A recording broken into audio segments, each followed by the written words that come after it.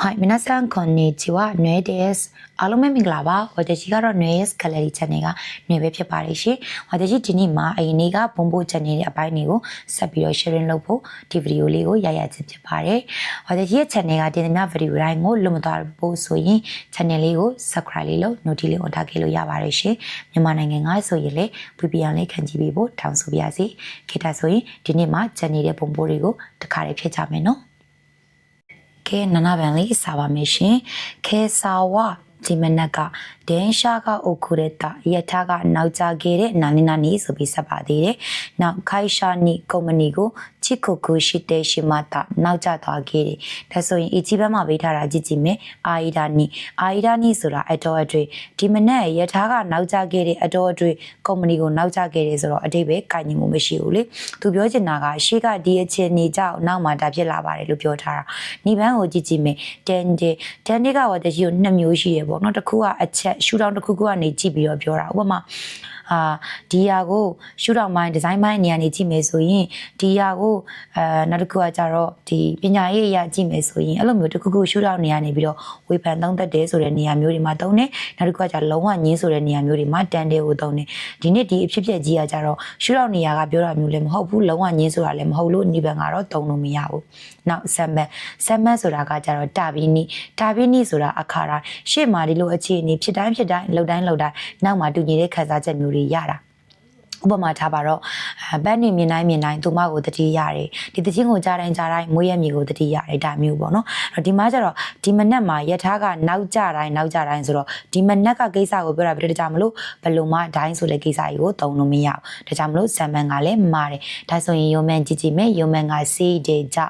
်ဒီရှေ့အခြေအနေကြောင့်နောက်မှာမကောင်းတာတွေဖြစ်လာတယ်ဆိုတဲ့အမျိုးမှာသုံးတော့တကိုက်ညီတာပေါ့ဒီနေ့မနက်ယထာကနောက်ကြခဲ့တဲ့အတွက်ကြောင့်ကုမ္ပဏီလည်းနောက်ကြတာဒီရှေ့မှာဒီလိုကြီးကြောင့်နောက်မှာကုမ္ပဏီနောက်ကြတယ်ဆိုတော့မကောင်းတာဖြစ်လာတယ်ဆိုတော့ရှုံးမှန်းသည့်အသင်တော်ဆုံးနောက်ဟာချီဘန်ကိုဆက်သွားမယ်အာရှတာနောဂျူကီယိုမာဒနီမနေ့ဖြန်ငါရဲ့အတန်းချိန်မတိုင်ခင်ထိတက်ခိဆုတိုအိုဒီ text pop ဆိုပေါ်နော် text စာအုပ်ကိုစင်ကျူပေးကြီးမှာတဲ့စာမျက်နှာ30အထိနာနီနော်ဒီအဲ့လိုပေးမယ်လေပဲမာဒါဇန်ယွန်တဲ့အီနိုင်လုံးဝကိုမဖတ်ရသေးဘူးအဲ့တော့လုံးဝကိုမဖတ်ရဘူးဆိုတော့တေချာပေါက်ရှိမှာဘာလုပ်ထားရမှာလဲဆိုရင်ဖတ်ထားရမယ်ဆိုတဲ့အတိတ်ပဲမျိုးဖြစ်နေမှာဖတ်ထားရမယ်ဆိုပေမဲ့လည်းပဲလုံးဝမဖတ်ရသေးဘူးလို့ဖြစ်ရမှာအဲ့တော့ကြည့်မယ်အီဂျီဘန်ကယွန်ဒေအိုအီတေဝါအီခေနိုင်ယွန်ဒေအိုအီတေဆိုတာယွန်ဒေအိုကီမတ်ကလာတာဖတ်ထားမယ်အဲ့တော့နောက်ကအီခေနိုင်ပေါင်းနိုင်တဲ့ကြောင့်မလို့ဖတ်ထားလို့မရဘူးစာမျက်နှာ30ဒီဖတ်ထားလို့မရပြီမဲ့လည်းပဲလုံးဝမဖတ်ရသေးဘူးဆိုတော့ပြဿနာမရှိတဲ့ကိစ္စလိုမျိုးဖြစ်နေတော့အတိတ်ပဲမရှိဘူးလေနော်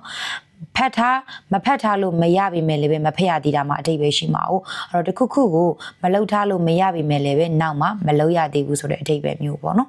ကဲအဲ့တော့ဗတိကျွတ်ဒီမှာဆိုရင်နိဗ္ဗာန်ကိုကြည့်မယ်ယွန်းတဲ့အိုကာနာခဲတယ်ပါနာရာနာယွန်းတဲ့အိုကာနာခဲတယ်ပ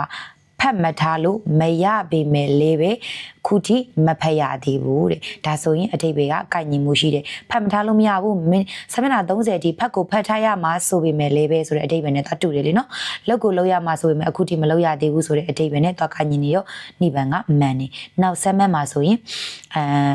ယောမှုခွတ်တိုနီရှိသေးဝါဤခေနာယောမှုခွတ်တိုနီရှိသေးဆိုတာခွတ်တိုနီဆိုတာကိုကိုရိုင်းဆုံးဖြတ်ပြီးတော့လှုပ်တာအဲ့တော့ကိုကိုရိုင်းဆုံးမဖြတ်ထားလို့ဆုံးဖြတ်လို့မရဘူးပေါ့နော်ကိုကိုရိုင်းဆုံးဖြတ်တာကိုနောက်ကလှုပ်လို့မရဘူးဆိုတော့ကိုကိုရိုင်းဆုံးဖြတ်လို့မရပေမဲ့အခုချိန်ဒီမဖတ်ရသေးဘူးဆိုတော့လေအတိပ္ပယ်ကလုံးဝမရှိဘူးနောက်ရှင်နာခဲတယ်ပါနာရာနိုင်ဆုံးဖြတ်တာကိုမလုပ်လို့မရဘူးစာမျက်နှာ30အထိဖတ်ဖို့ဆုံးဖြတ်တာကိုမလုပ်လို့မရပေမဲ့လည်းပဲအခုထိမဖတ်ရသေးဘူးဆိုတော့ဒါလည်းအတိတ်ပဲမရှိဘူးအခါညီဆုံးဒီစာမျက်နှာ30အထိမဖတ်ထားလို့မရပေမဲ့အခုထိမဖတ်ရသေးဘူးလို့ပဲအသင်တော်မယ်ပေါ့နော်နောက်ကျူဘက်မှာဆိုရင်ခီနိုနိုယော်တို့ကမနေ့ကညတော့ငါတဲ့ဒီခါဆေနိုအိုတိုကလေရဲ့အတန်တွေကိုခီနီနတ်တယ်နော်ဒါချီဆိုင်ဆိုနော်ဖုန်းလေးစလုံးကမားနေတာခီနီနတ်တယ်ဆိုတာကဒီပူပန်တာပေါ့နော်ပူပန်တာလေရဲ့အတန်တွေကိုစိတ်ရွယ်ပူပန်ပြီးတော့စကိုရှိမိုမင်းနဲ့ဆန်တို့ပုံမှန်ဆိုရင်ဒါလေးကိုမြင်တာနဲ့တေချာပေါက်နောက်ကဟာကိုသိတယ်စကိုရှိမို9လို့ဖြစ်ရမှာနည်းနည်းလေးမှဘူးဆိုပြီးတော့ grammar pattern ကြီးရှိတယ်ဒါဆိုရင်တို့ကဒီလိုလေးကိုကြည့်လိုက်တဲ့တပြိုင်နက်9 form မဟုတ်တဲ့ each နဲ့နီးနဲ့ကိုပယ်ပြလိုက်လို့ရပြီနော်ပေးပလိုက်ပြီးဆမ်မတ်နဲ့ယုံမန်တွေကရွေးလို့ရပြီဆမ်မတ်မှာကြည့်မယ်နေမူတဲ့ knock ခတ်တာဒါလေချီဆိုင်စောနော်နေမူရဲနာခတ်တာနေမူတိုင်း9ကနေလာတာမအိတ်နိုင်ခဲ့ဘူးမင်းညတော့ကလေရဲ့အတန်တွေကိုစိုးရင်ပူပန်ပြီးတော့နည်းနည်းလေးမှကိုမအိတ်နိုင်ခဲ့ဘူးဆိုတော့ဒါဆမ်မန်ကအသင့်တော်တယ်ပေါ့ယူမန်ကိုကြည့်ကြည့်မယ်နေမူရာနခုနတ်တာနေမူရာ9ဆိုတော့မအိတ်ဘူးနတ်တာဆိုတာဖြစ်လာတယ်မအိပ်ဖို့ဖြစ်လာခဲ့တယ်လေရဲ့အတန်တွေကိုစိတ်ပူပြီးနည်းနည်းလေးမှမအိပ်ဖို့ဖြစ်လာခဲ့တယ်ဆိုတော့ဒါကြီးကအတိတ်ပဲမရှိဘူးပေါ့နော်ဒါဆိုရင်အီဂျီဘတ်နဲ့နီးပန်ကိုမနေ့ကလို့သိရအောင်တကြီးကပြပြမယ်နေမူရီတခတ်တာချီဆိုင်ဆိုနော်နေမူရီတိုင်းကလာတယ်နေမူရီတခတ်တာဆိုတော့အိတ်ချင်ခဲ့တယ်နည်းနည်းလေးမှတောင်မှအိတ်ချင်ခဲ့တယ်ဆိုတော့အတိတ်ပဲမရှိဘူးနော်နောက်နေမူရိုတိုရှိတာဒီနေမူရိုတိုရှိတာဆိုတာကဝတကြီးတို့ဒီeco-k ပေါ့နော် eco-k တိုရှိတာဆိုတဲ့အဓိပ္ပာယ်eco-k တိုရှိတာဆိုတာ eco-k တိုစုရုကနေလာတယ်ပေါ့နော် eco-k တိုစုရုဘာမလို့လုပ်တယ်ဒါပေမဲ့လည်းပဲဟိုဖြစ်မလာခဲ့ဘူးဆိုတဲ့ပုံစံမျိုးအဲ့တော့အိတ်မလို့နည်းလေးမှအိတ်မလို့လုပ်ခဲ့တယ်ဆိုတော့ဒါကြီးကဘလို့မှကိုအဓိပ္ပာယ်မရှိဘူးသူကစကုရှိမို့ဆိုရင်9ပါမယ်ဆိုတာလေးမှတ်ထားရင်ကိုအဖြေကတန်ရွေးလို့ရပြီပေါ့နော်ကဲနောက်ဂျူဘက်မှာဆိုရင်ဝတ်တရှိတော့ယူမဲဝါတဲ့ကျွန်တော်ရဲ့အိမ်မက်ကအဲ့တော့ isuk ကတစ်ချိန်မှာဂျီဘွန်တော့ခိခိယကိုပိုင်းကိမုံဆိုင်လေးကိုပေးထားတဲ့ ichi ban ကမင်းဆန်တို့ N54 မှာသင်ခဲ့ရတဲ့ယူမဲအိမ်မက်ကိုပြောမယ်အိမ်မက်ကိုပြောချင်တယ်ဆိုရင်တို့က dictionary form ခိုတို test နဲ့ပြောတာလေအိမ်မက်တွေကိုပြောမယ်ဆိုရင် dictionary form ခိုတို test ပဲဒါကိုအမြဲတမ်းမှတ်တာအမြဲတမ်းတို့တွေဂျီကိုရှော့ကိုင်းဒီလောက်တဲ့အခါမျိုးတွေမှာဆိုရင်တချို့တွေကိုထည့်ကြတယ်ဟိုထည့်ကြတဲ့အခါမှာကျွန်တော်ရဲ့အိမ်မက်ကကျွန်တော်ရဲ့ရွေချက်ကတော့ဘာလို့ဘာဖြစ်ဖို့ဘာညာဖြစ်ဖို့ပါတယ်ပြောတဲ့အခါမှာတို့က dictionary form ခိုတိုတာကိုသုံးတာအဲ့တော့ဒီ email လေးကိုမြင်လိုက်တာနဲ့တို့က dictionary form ခိုတိုတာလေးကိုရှာလိုက်ရင်ရပြီအဲ့တော့ကြည့်မယ် dictionary form ခိုတိုတာဒီkiku မဟုတ်နော် hirakuku တို့ဒါပေါ့နော်ဖွင့်မတဲ့ကိစ္စဖြစ်ပါတယ်ဆိုတော့ဆမ်မန်ကအဖြေအဂျီဘန်ကဗာပေးထားလဲဆိုလို့ရှိရင် hiraku တို့အမိုးဖွင့်မယ်လို့တွေးတာတဲ့နောက်နိဘန်ကကြတော့ hiraki တိုင်းတို့အမိုးဖွင့်ကျင်တယ်လို့တွေးတာတဲ့ရုံးမန်ကကြတော့ hiraki တိုင်းကိုတို့တာဖွင့်ကျင်တယ်ဆိုတဲ့ကိစ္စပါတဲ့အဲ့တော့ဒီမာတွေဘာသာပြန်ကြည့်ရင်လေအကောင်လုံးကကန့်ညီတယ်လို့ဖြစ်နေလိမ့်မယ်ဒါပေမဲ့တို့ကဘာနဲ့ခွဲမလဲ human နဲ့ခွဲမယ်ကိုယ့်ရဲ့အိမ်မက်ကိုပြောမယ်ဆိုရင် dictionary form ကိုတို့တာရမယ်နော်ကဲနောက်ဂျူပြန်ပြီးသွားပြီဆိုတော့ဝတ်တဲ့ကြီးတို့ကဂျူအီချီကိုသွားပါမယ်ကဲဂျူအီချီမှာဆိုရင်ねဒီမှာစွမကပြောတယ်အမေမိုးကဇန်ဇန်နဲ့လုံးဝပါလေပေါ့9ဖောင်နေလိုက်မှာပေါ့ကြည့်လိုက်တော့လေအကုန်လုံးက9နေဖြစ်နေတာခောဝါဒီနေ့ကဒေခါခဲရုံတော့ယာမေယောကအပြင်ထွက်ဖို့လက်လျှော့လိုက်ဒီရက်လိုက်ကြမလားပေါ့အိုးတူကလေးပြောတယ်ဆိုတာနဲ့အေးအဲ့လိုပဲလုပ်မယ်ပေါ့နော်ဟုတ်တယ်ပေါ့နော်အကြီးဘက်မှာပေးထားတာကယာမ9ဟာဇူက9ယာမ9ဆိုတာမိုးမတိတ်ဘူးဟာစုက9ဆိုတော့ပုံမပေါ်ဘူးမိုးမတိတ်မဲ့ပုံမပေါ်ဘူးဆိုတော့တိတ်မဲ့ဆိုတဲ့အဓိပ္ပာယ်ဖြစ်သွားတာသူပြောချင်တာကဒီနေ့မိုးကတိတ်မဲ့ပုံမပေါ်တဲ့ပုံစံမျိုးပဲပြောချင်တာဒါကြောင့်မလို့သူတို့အပြင်ထွက်ဖို့ရက်မှာပေါ့ဒီမှာမတိတ်မဲ့ပုံမပေါ်ဘူးဆိုတော့မိုးတိတ်မဲ့ဆိုတဲ့အဓိပ္ပာယ်ဖြစ်သွားပြီလေဒီနေ့လုံးဝကိုမိုးမတိတ်မဲ့ပုံမပေါ်ဘူးเนาะမိုးတိတ်မဲ့เนาะဆိုတဲ့ပုံစံမျိုးဒါဆိုရင်အပြင်ထွက်ဖို့ရက်လိုက်ကြမလားဆိုတော့အဓိပ္ပာယ်မရှိဘူးနိဗ္ဗာန်ကိုကြည့်မယ်ယာမိဆိုနေနိုင်အမြင်ဆိုယာမိဆိုဆိုတော့တိတ်မဲ့ပုံမပေါ်ဘူးခိုက်ညီတယ်ဒီမိုးကတိတ်မဲ့ပုံလုံးဝကိုတိတ်မဲ့ပုံမပေါ်ဘူးเนาะဒါဆိုရင်ဒီနေ့တော့အပြင်ထွက်ဖို့ရက်လိုက်ကြတော့မလားဆိုတော့နိဗ္ဗာန်ကခိုက်တာပေါ့ဇမ်းမနဲ့ယုံမှန်ဘာလုံးမလေးပြောပါမယ်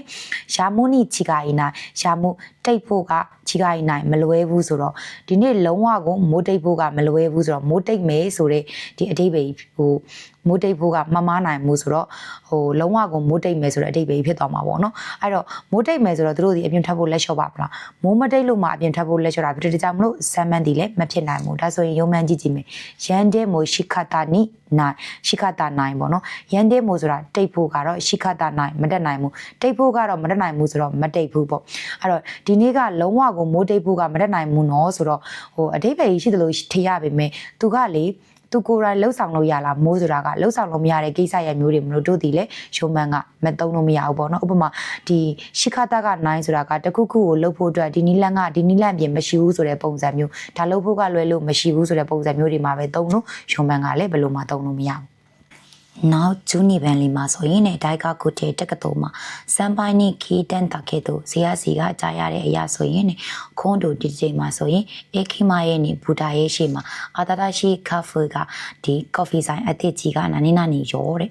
အဲ့တော့ဆိုတင်တာအဲ့လိုလားတဲ့ဒီနောက်ရှိမိနဲ့ပြောစရာကြီးနော်ဒီမှာဆိုရင်စမ်ပိုင်းစီကနေကြားရခဲ့တဲ့အရာဆိုရင်တော့တရားစီကနေကြားရတယ်ဆိုတဲ့သတင်းစကားကိုပြန်ပြောနေတာမျိုးဒါဆိုရင်တို့ကသူ့ရဲ့နောက်မှာလေချီဆိုင်ဆွတ်တဲ့ဒီလိုတဲ့တို့ပြီးရင် Rashi ဒီလိုပုံမဲတို့ နောက်တစ်ခုကကျတော့ so အကြား so ds တို့ဒါမျိုးတွေလိုက်တာပေါ့နော်အဲ့တော့ဒါလေးကိုသိုံနဲ့ဒိုးကလေအဖြေကတန်းရွေးလို့ရတယ်ဒါပေမဲ့ဝတကြီးကအကုန်လုံးဖတ်ပြမယ်အကြီးဘက်မှာဆိုရင် dekiro ရ rashi dekiro ဒီအစာအုပ်တွေနဲ့ပတ်သက်ရင်ဆောက်လုပ်မဲ့ပုံနဲ့ဒီတစ်ချိန်မှာဆိုရင်ဘူတာရဲ့ရှေ့မှာ coffee ဆိုင်အတေကြီးဆောက်လုပ်မဲ့ပုံမဲတဲ့နော်ဆိုတော့ကိုက်ညီမှုရှိတယ်ညီဘန်းကကျတော့လေ dekite hoshi ဘတ်တဲ့ hoshi ဆိုတာဒီဘတ်ပေးတာကိုလိုချင်တာသူများကိုခိုင်းတာဒါကြီးကခိုင်းမှာလားမဟုတ်ဘူးနော်အဲ့တော့ဘတ်တဲ့ hoshi ကလုံးဝသုံးလို့မရဘူးဆမ်မက်မှာကြည့်မယ်ဆိုရင် dekiru koto ကအာရုဆိုတာဘတ်လေးရှိတယ်ဒီတစ်ချိန်မှာဘူတာရဲ့ရှေ့မှာဒီ coffee ဆိုင်အတေကြီးကစောက်လေးရှိတယ်ဆိုတော့လေအတိတ်တွေကမရှိဘူးလုံးလေးရှိတဲ့ကိစ္စကိုပြောတာမှမဟုတ်တာဟုတ်နောက်ရုံးမဒေဂီတာဟိုကဤဘတ်တာကောင်းနေတယောက်စီကနေအကြံဉာဏ်တယောက်ကိုအကြံပေးတာပေါ့နော်ဒီလိုလောက်တာကကောင်းမယ်ဒီမှာဆိုရင်ဆေးကဒီဆမ်မိုင်းစီကနေကြားခဲ့တဲ့အရာဆိုရင်ဒီတစ်ချိန်ကကော်ဖီဆိုင်အသစ်ကြီးကစောက်လုပ်ခဲ့တာကကောင်းနေတဲ့နော်ဆိုတော့အဓိပ္ပာယ်မရှိဘူးပေါ့နော်အဲ့တော့ရုံးမန်းကလည်းရွေလို့မရပါဘူးကဲနောက်ဆုံးဂျူဆမ်မန်လေးပဲကျန်တော့တယ်ဂျူဆမ်မန်မှာဆိုလို့ရှိရင်ပြီးရောအင်းတဲ့အလှပြင်ဆိုင်မှာတန်အင်းဝန်ထမ်းကနေပြီးတော့ပြောတာနာကဆဝအရှိကခုနိုဂူရိုင်အီဒစ်ကဒါလောက်ဆိုရင်ရလာတဲ့အဲ့မှာခက်ကူကပြောတယ်မို့စကိုရှင်မီဂျီကာကူနောက်ထပ်နည်းနည်းလေးမီဂျီကာကူတိုတိုဆိုတော့ဒါသူကခိုင်းမှာပေါ့နော်ဝန်ထမ်းကိုခိုင်းတော့မှာအဲ့မှာတန်အင်းကဟိုက်ဝကာရီမတ်တာနားလေးပါပြီအဲ့တော့ခိုင်းမယ်ဆိုတော့ကြည့်မယ်အကြည့်ပဲရှိတဲ့အာဂေမတ်ဘတ်တဲ့အာဂေမတ်ဆိုရင်ကိုကလောက်ပေးမှာဒီနောက်ထပ်နည်းနည်းလေးတိုပေးမယ်တိုပေးရမလားဖြစ်သွားမှာပေါ့နော်ကိုကလောက်ပေးမှာမဟုတ်ဘူးကိုကသူများကိုခိုင်းမှာမလို့ဘတ်တဲ့အာဂေမတ်သုံးလို့မရတော့ဘူးနေ့ဘက်မှာဆိုရင်နာတဲ့အာဂေမတ်